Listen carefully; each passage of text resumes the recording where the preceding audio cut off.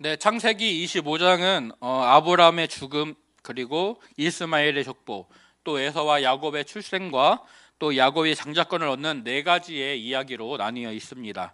창세기 저자는 이 이야기를 통해서 하나님의 말씀과 뜻대로 역사가 이루어진다라는 것을 알려주고, 이를 통해 하나님의 주권과 은혜를 강조하고 있습니다. 창세기 저자는 아브라함의 죽음을 말하기 전에 먼저 1절에서 4절에서 아브라함이 후처 그두라를 얻었고 그를 통해 아들 6명을 낳고 또 손자들도 얻었다라는 것을 말합니다. 아브라함이 후처를 통해 얻은 아들들은 하나님 말씀의 응답입니다. 하나님께서 창세기 12장에서 아브라함을 택하여 부르시면서 그로 큰 민족을 이루게 하시겠다라고 말씀하셨고, 또 창세기 17장에서 본래 아브람이던 그의 이름을 아브라함으로 바꿔주시면서 내가 너로 여러 민족의 아버지가 되게 하겠다라고 말씀하셨습니다. 특히 17장 6절에서 내가 너로 심히 번성하게 하리니 내가 네게서 민족들이 나게 하며 왕들이 네게로부터 나오리라 말씀하셨는데, 아브라함을 통하여서 이삭의 후손이 이스라엘 민족들, 또 에돔 민족들, 그리고 이스마엘의 후손이 아람 민족들, 또 그들을 통해서 얻은 6명의 아들 중에 미디안이라는 아들이 있고, 이를 통해 미디안 족속이 나타나는 등 성경에서 수많은 족속들이 아브라함을 통해 나오게 된 것들을 우리가 확인할 수가 있습니다. 창세기 26장에서 이삭의 결혼을 기록하고 이제 25장을 시작하면서 그들과 결혼하였다라고 말하여서 이 기록된 순서로만 본다면 그들과 결혼한 것이 이삭의 결혼 이후처럼 보이지만, 이 후처라는 표현을 통해서 아브라함이 그드라를 얻은 것이 사라가 죽기 전이다, 사라가 살아있을 때 이 그드라와 결혼을 하였다라는 것을 알 수가 있습니다. 즉 성경이 시간 순으로만 기록되지 않았다라는 것을 보여줍니다. 본문에서도 아브라함의 죽음은 에서와 야곱이 태어난 이후이지만 아브라함의 이야기를 먼저 마무리하고 그 다음에 이삭의 이야기를 본격적으로 시작하기 위해서 아브라함의 죽음 이야기를 먼저 기록하게 되는데, 이것처럼 그드라와의 결혼은 훨씬 이전이지만 이제 아브라함의 이야기를 그동안 이야기의 흐름에 따라서 사라의 죽음과 또 이삭이 결혼하는 것들을 먼저 기록하고, 그 이후에 아브라함의 죽음을 말하면서 그가 결혼했었던, 그가 후처로 얻었었던 그 구드라까지도 함께 묶어서 말하고 있는 것으로 보입니다. 아브라함이 후처를 통해 낳은 아들들이 또 자녀를 낳았고 여러 민족을 이루었습니다. 하지만 하나님의 약속은 오직 이삭에게만 주어졌고 이삭을 통해서만 이루어질 것입니다. 그래서 아브라함이 이삭에게 자기의 모든 소유를 주었고 그드라를 통해 낳은 자식들에게는 재산을 물려주고 이삭을 떠나 동방으로 가게 했다라고 말씀하고 있습니다. 이로써 아브라함이 낳은 아들들은 이삭을 제외하고는 모두 아브라함의 품을 떠나게 됩니다. 창세기 21장 21절은 하갈과 이스마엘이 바란 광야에 거주했다라고 말씀하고, 본문에서 그두라의 아들들은 동방으로 떠나고 있습니다. 오직 약속의 아들 이삭만 가나안 땅에 아브라함 곁에 남아있고 가나안 땅에 머물고 있습니다. 그래서 이삭만이 아브라함이 하나님의 말씀을 따라왔던 이 가나안 땅을 소유할 자격이 있다라는 것을 성경은 이를 통해 우리에게 보여주고 있습니다. 이를 통해서 또 출애굽한 이스라엘 백성들이 가나안 땅으로 오게 될 것인데, 이스라엘 백성들이 이 가나안 땅을 소유하는 것이 가나안 땅을 소유하는 것이 정당한 일이다. 이것은 정말로 하나님께서 아브라함에게 또 그의 아들 이삭에게 또 그의 아들 야곱을 통해서 이스라엘 자손에게 주신 땅이 바로 가나안 땅이다라는 것을 알려주기 위한 것으로 보입니다. 그리고 마침내 아브라함이 마지막 숨을 거두고 죽게 됩니다. 그가 175세의 많은 나이로 늙어서 기운이 다하여 죽었다라고 말씀하는데요. 아브라함의 평안한 죽음은 창세기 15장 15절의 말씀, 너는 장수하다가 평안히 조상에게로 돌아가 장사될 것이다 라는 하나님의 말씀의 응답으로 나타나고 있습니다. 그리고 아브라함이 특별히 사랑했던 두 아들 이스마엘과 이삭이 그를 장사 지냅니다. 하나님의 택함과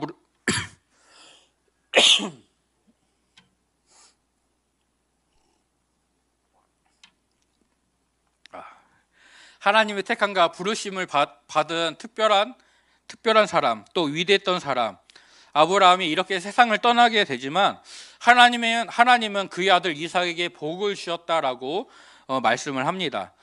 아브라함에게 주셨던 복이 이삭에게도 이어진다라는 이 말씀을 통해 아브라함과 함께 하셨던 하나님이 이삭과도 함께 할 것이고, 아브라함에게 말씀하셨던 하나님이 이삭에게도 말씀하실 것이고, 아브라함을 통해 말씀을 이루셨던 하나님이 이삭을 통해서도 그 말씀을, 그 뜻을, 그 계획을 이루실 것이다 라는 것을 우리에게 알려주고 있습니다. 즉 아브라함이라는 사람은 죽지만 그에게 주셨던 하나님의 말씀은, 하나님의 약속은 아브라함의 모든 소유를 물려받은 이삭을 통해서 신실하게 계속해서 이루어지게 될 것입니다. 이후에 12절부터 18절까지는 이스마엘의 12아들을 언급하고 이들이 그 족속들의 12 지도자가 되었다라고 말씀합니다. 이것은 창세기 17장에서 아브라함이 하나님께 이스마엘이나 하나님 앞에 살기를 원합니다 라고 말하였는데, 하나님은 이스마엘이 아니라 사라가 내게 낳을 아들 이삭과 내가 내 언약을 세우겠다라고 하시면서, 이스마엘에 대하여는 내가 너의 말을 들어서 그로 큰 민족을 이루게 하시겠다라고 말씀하셨는데, 큰 민족을 이루겠다라고 말씀하시면서 그가 12수령을 낳을 것이다 라고 말씀하셨는데, 이 말씀대로 이스마엘이 12아들을 낳았고 그들의 12 지도자가 되었다라는 것을 본문에서 기록하고 있습니다. 그리고 19절부터 이삭의 이야기가 시작됩니다. 40세에 리브가 결혼하였는데 리브가 또 사라처럼 임신하지 못했습니다. 그래서 이삭이 하나님께 간구하여서 리브가가 임신하게 됩니다. 그런데 26절은 리브가가 에서와 야곱을 낳은 때가 이삭이 60세였다라고 말씀하고 있습니다. 결혼한 지 20년 만에 아이를 낳은 것입니다. 이삭이 언제부터 리브가의 태를 열어주십시오라고 기도했는지는 알 수 없지만 적어도 오랜 시간 기도했다라는 것은 분명해 보입니다. 자기의 힘으로 해결할 수 없는 이 문제를 가지고 이삭은 사람과 상황을 원망하거나 또 하나님을 원망하거나 불평하는 것이 아니라, 또 다른 인간적인 해결책을 찾는 것이 아니라 오직 하나님을 의지하고 신뢰하면서 하나님께 자신의 문제를 맡기고 기도를 하고 있습니다. 그리고 하나님이 그 기도를 응답하셔서 리브가가 임신하게 되었습니다. 아브라함에게 주셨던 아들에 대한 약속이 이루어지지 않을 때 아브라함과 사라가 조바심을 내면서 자기들의 지혜로 경험으로 아들을 얻고자 여종 하갈을 주었고 그를 통해 이스마엘을 낳았습니다. 그러나 이스마엘은 약속의 아들이 아니었고, 하나님은 사라를 통해서 낳는 아들 이삭을 다시금 말씀해 주시고 하나님 말씀대로 사라가 아들을 낳게 되었습니다. 즉 약속의 아들 이삭의 임신과 출생은 오직 하나님의 뜻에 따라 하나님의 때에 하나님의 방법으로 이루어졌다라는 것을 우리가 전에 살펴봤었습니다. 성경은 또 이삭도 그렇게 하나님의 뜻에 맡긴 채 자기의 아이들을 위하여, 출생을 위하여 기도했고, 그래서 이삭의 기도와 리브가의 임신을 통하여서 이렇게 하나님의 뜻과 계획이 사람의 방법이나 사람의 힘이나 노력이 아니라 오직 하나님의 개입하심을 통해서 하나님의 뜻이 이루어진다라는 것을, 하나님이 정하신 때에 하나님의 방법으로 이루어진다라는 것을 우리에게 알려주고 있습니다. 우리의 삶에서도 우리를 향한 하나님의 뜻과 계획들이 하나님의 때에 하나님의 방법으로 이루어지게 될 것입니다.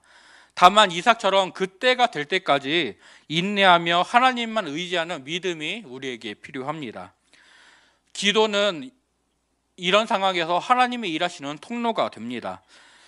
오늘 이삭의 기도를 통해 하나님이 역사하시는 통로가 되었던 것처럼 우리의 기도를 통해 우리가 하나님의 일하심에 동참하게 되고 하나님의 은혜를 풍성하게 맛보아하는 저와 성도님들이 되시기를 소원하고 축복합니다.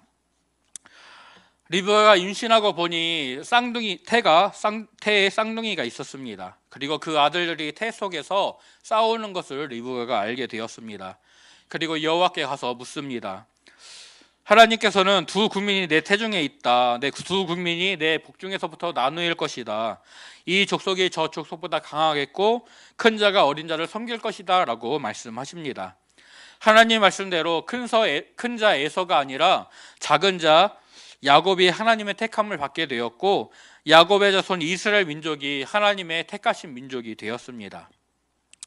쌍둥이 중 먼저 나온 아이는 전신이 붉고 털옷 같은 신체의 특징을 따라서 털이 많다, 거칠다라는 뜻을 가진 에서라 이름하였고 후에 나온 아우는 손으로 에서의 발꿈치를 잡고 나왔기 때문에 그 행동을 따라 뒤쫓는 자, 또 발 뒤꿈치를 잡는 자라는 뜻을 가진 야곱이라고 이름을 지었습니다.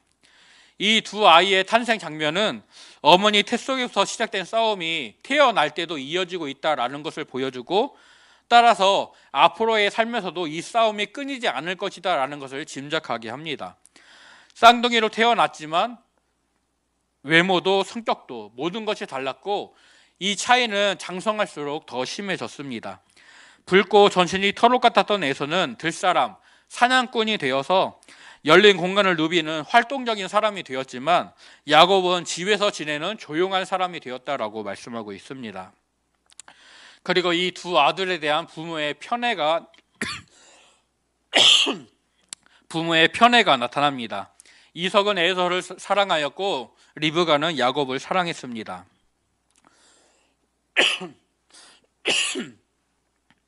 그런데 28절에 이삭이 예서를 사랑한 이유를 에서가 사냥한 고기를 좋아해서다라고 말씀하고 있습니다. 아버지가 아들을 사랑하는 이유로는 좀 부적절하게 느껴지는 말입니다. 대조적으로 야곱에 대한 리브가의 그 편의 사랑은 그 이유가 기록되어 있지 않습니다. 느낌상으로는 이삭의 그 고기 때문에 사냥한 고기 때문에 에서를 사랑한 이삭의 사랑보다는 보다 정당하다, 보다 낫다라는 느낌을 주지만 성경 저자가 이렇게 이삭의 편애와 리브가의 편애를 기록하는 것은 그렇게 편애하는 것이 정당하다, 부당하다 이것을 말하기보다는 이 편애하고 있다라는 상황 그 자체를 말하기 위해서 이것을 기록하는 것 같습니다. 자녀에 대한 사랑을 이유로 이 가정이 분열되어 있다, 편가르기를 하고 있다라는 것을 보여줍니다. 그리고 이런 것은 27장에서 나타나는 그 야곱이 장자에게 오는 축복을 가로채고 이로 인해 에서가 야곱을 죽이려 하는 이런 일련의 상황들로 이어지게 됩니다. 이삭 가정의 이런 분열된 모습, 편가르기를 하고 있는 모습은 하나님 앞에서 자신의 온전함을 자랑하거나 내세울 수 있는 사람은 아무도 없다라는 것을 보여줍니다. 하나님의 약속을 받고 태어난 아이였고 믿음 안에서 자라갔고 어렸을 때부터 자신을 번제로 드리려는 아버지의 뜻에 순종함으로써 그 믿음과 순종이 하나님께 분명히 인정받았던 이삭이지만 자녀에 대한 잘못된 사랑이라고 해야 될까요? 그 편애하는 모습을 통하여서 야곱에게 분명히 하나님의 뜻이 있는데 작은 자에게 하나님의 뜻이 있다는 것을 알고도 에서를 더 사랑했던 그런 잘못된 그런 모습들을 이삭에 보여주는 것은 하나님 앞에 자신의 온전함이나 어떤 능력이나 업적을 자랑할 수 있는 사람이 아무도 없다라는 것을 분명히 보여줍니다. 아브라함도 믿음이 연약한 모습이나 여러 가지 약점들을 보여줬었는데 이삭도 그런 점이 있다라는 것이죠. 하지만 하나님의 사랑과 은혜와 오래 참으심이 아브라함을 아브라함으로 변화시키셨듯이 연약한 이삭을 온전한 이삭으로 변화시키듯이 또 뒤꿈치를 잡고 속이는 자 야곱을 하나님과 겨루어 이기는 자 이스라엘로 변화시키시듯이 하나님의 은혜 아래 하나님을 만난 사람들은 변화되고 온전해질 것입니다. 또 창세기 말씀을 처음 받아 읽는 이스라엘 자손들도 하나님을 계속 원망하고 불평하며 강양세안을 지내왔지만 그들도 하나님의 연단을 받아 하나님 말씀에 순종하는 자들로 결국은 세워지게 될 것입니다. 그래서 정말로 하나님의 소유, 제사장 나라, 거룩한 백성으로 온전하게 세워져 갈 것들을 이 말씀을 통해 사람의 힘이나 노력이 아니라 하나님께서 그렇게 세워 가실 것이다. 하나님께 순종하는 자들을 그렇게 변화시킬 것이다 라는 믿음을 우리에게 주고 있습니다. 이 형제의 차이와 그 싸움의 절정은 붉은죽 사건에서 나타납니다. 에서가 붉은 죽 한 그릇을 얻기 위하여서 장자의 명분을 팔아버린 이 사건은 그의 부주의함을, 또 하나님 말씀과 약속에 대한 무지와 무신경한 태도를 확인시켜 줍니다. 이 단순하고 보잘것없는 식사가 23절에서 큰 자가 어린 자를 섬기리라, 이 족속보다 저 족속이 강하겠다라는 그 하나님의 말씀이 이루어지는 시작이 되었습니다. 또 30절에서 에서의 별명이 붉은이라는 뜻을 가진 에돔이다라는 것을 밝히는데, 그 이유가 그의 붉은 외모 때문에 그가 에돔이라 불린 것이 아니라 이 한 그릇 붉은 죽을 얻기 위하여 장자의 명분을 팔아버린 그 치명적인 선택 때문에 그가 에돔이라는 별명을 얻게 되었다라는 것을 말씀은 증거하고 있습니다. 예전 주일마다 집사님들이 이제 음식을 싸주시면 그걸 가지고 저녁에 먹을 때 편합니다. 식사 준비를 안 해도 되니까 편하거든요. 또 외출했다가 집으로 돌아왔을 때 집이 청소되어 있고 음식이 준비되어 있고 하면은 참 좋습니다. 내가 무언가를 하지 않아도 된다는 것이 참 좋죠. 제일 맛있는 라면이 한 입 뺏어 먹는 라면, 그리고 남이 끓여준 라면이라는 말도 있습니다. 아마 에서의 마음도 그랬을 것입니다. 그래서 힘들게 사냥을 하다가 돌아왔을 때 자기가 잡은 짐승을 자기가 직접 요리를 해 먹어야 되는데, 그것보다는 남이 만들어준 음식, 아니 지금 당장 야곱이 만들고 있는 저 음식을 내가 먹으면 얼마나 수월할까, 얼마나 편할까 하는 생각이 에서에게도 있었을 것입니다. 그래서 자기가 음식을 만들어 먹기보다는 야곱에게 그것을 달라, 내가 그것을 먹겠다라고 말을 합니다. 반면에 야곱은 어쩌면 이 상황을 노리고 음식을 준비했을 것입니다. 어머니의 태 속에서부터 싸웠던, 또 형의 발 뒤꿈치를 잡고 태어났던 야곱은 아마도 리브가에게서 그가 태중에 있었을 때 하나님께 들었던 그 말씀을 리브가에게 들었을 테고, 그 때문에 그 장자의 복을 받기를 원하여서 이런 상황을 연출했을 것입니다. 형이 돌아올 시간을 노리고 죽을 만들기 시작합니다. 그리고 마침 죽을 달라고 말하는 형에게 걸렸구나 라고 속으로 쾌재를 부르면서 오늘 나에게 장자의 명분을 팔아라, 오늘 나에게 맹세해라 라고 형을 압박하고 있습니다.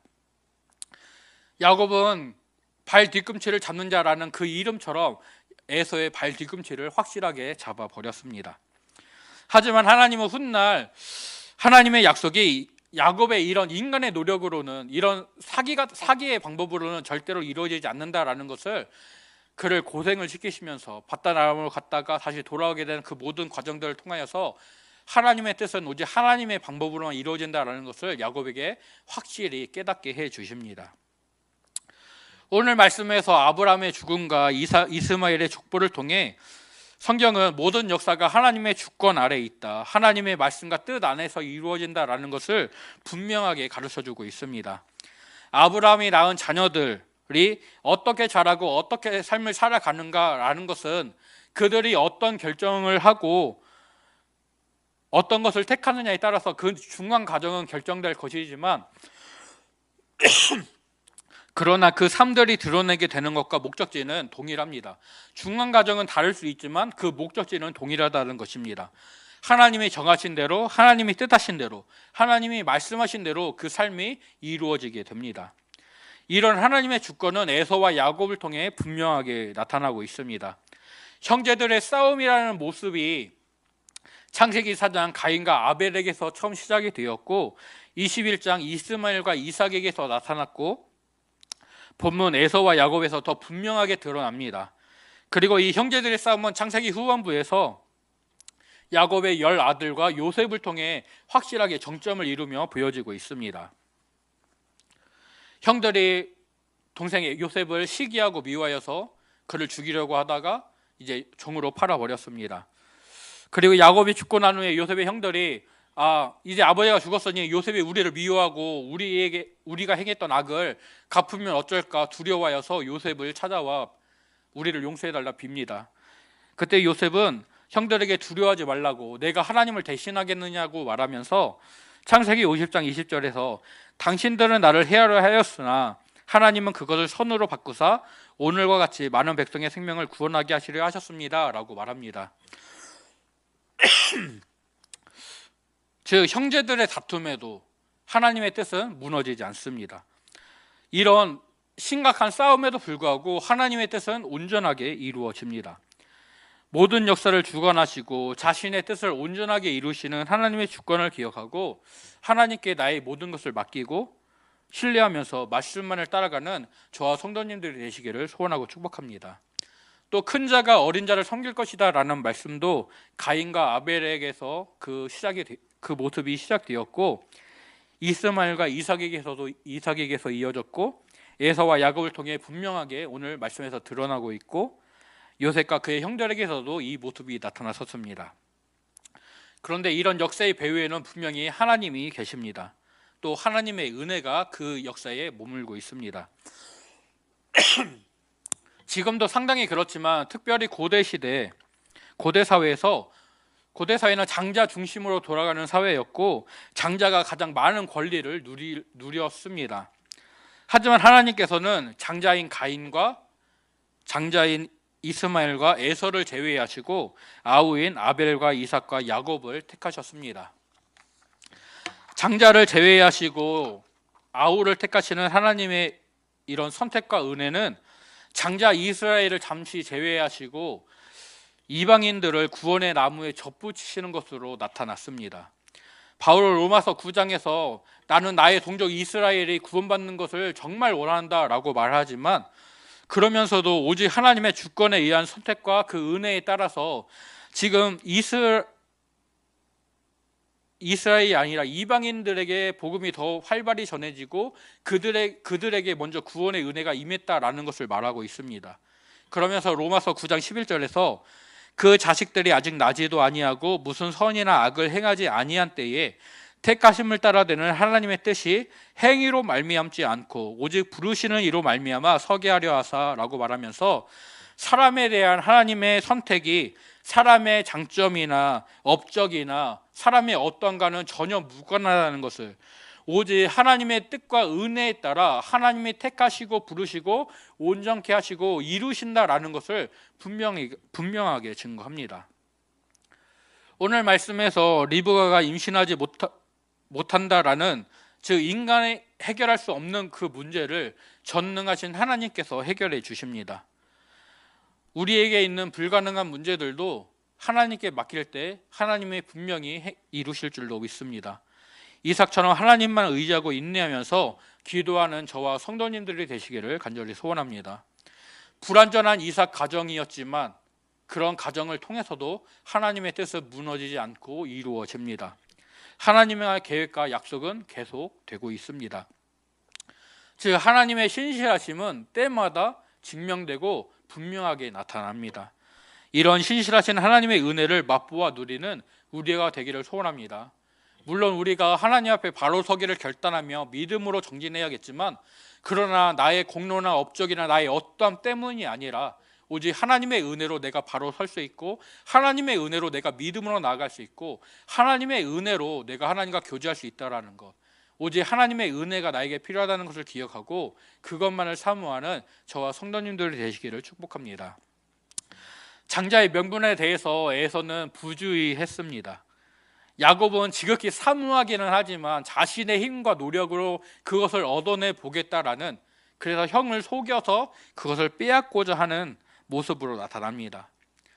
그래서 성경은 야곱이 이렇게 했기 때문에 그가 택함을 받고 장자가 야곱의 하나님이라는 말을 듣는 것이 아니다. 그 일이 있기 전에 이미 하나님께서 그를 택하셨다. 그들이 어떤 선이나 악을 행하기도 전에, 무엇을 하기도 전에 하나님의 뜻에 따라 그렇게 이루어졌다라는 것을 말씀은 분명히 증거하고 있습니다. 오직 선하고 완전하신 하나님의 뜻에 따라 하나님의 말씀대로 이루어집니다. 오늘 저와 성도님들이 이것을 믿고 하나님만 바라고 의지하면서 하나님의 주권을 인정하고 순종하는 우리가 될 수 있기를 간절히 소원하고 축복합니다. 창세기 말씀은 모세의 오경입니다. 이 말씀을 기록한 모세는 광야 생활을 하는 중에 이스라엘 백성들에게 이 말씀을 기록하여 들려줬을 것입니다. 이스라엘이 광야에서 애굽에서 그렇게 고생을 했던 것, 힘든 삶을 살았던 것, 아브라함에게 주셨던 하나님의 말씀에 그 이유가 있다. 왜 하나님이 왜 우리를 가나안 땅으로 인도하시느냐? 아브라함에게 주셨던 그 약속에 하나님의 뜻이 있다. 신실하신 하나님께서 자신의 약속을 이루시려고 우리를 애굽에서 노예로 있던 우리를 구원하셔서 이제 가나안 땅으로 이끄신다. 이삭이 하나님께 기도했던 것처럼 우리도 기도해야 된다. 이삭이 하나님을 의지했던 것처럼 우리도 의지해야 된다. 모세는 이것을 이스라엘 백성들에게 말하고 싶었을 것입니다. 그리고 이 말씀을 읽는 우리에게도 그것을 말하고 싶었을 것입니다. 하나님만 의지하십시오. 신실하시고 전능하신 하나님만 바라보십시오. 하나님의 주권을 의지하고 그 아래 무릎 꿇으십시오. 하나님이 이루실 것입니다. 오늘 하나님의 그 크신 주권을 가지고 하나님의 선하신 뜻과 계획에 따라 완전하게 이루어 주십니다. 그 놀라우신 하나님의 은혜를, 그 능력을 묵상하면서 그 하나님과 동행하는, 순종으로 그 하나님만을 따라가는 저와 성도님들 되시기를 소원하고 축복합니다.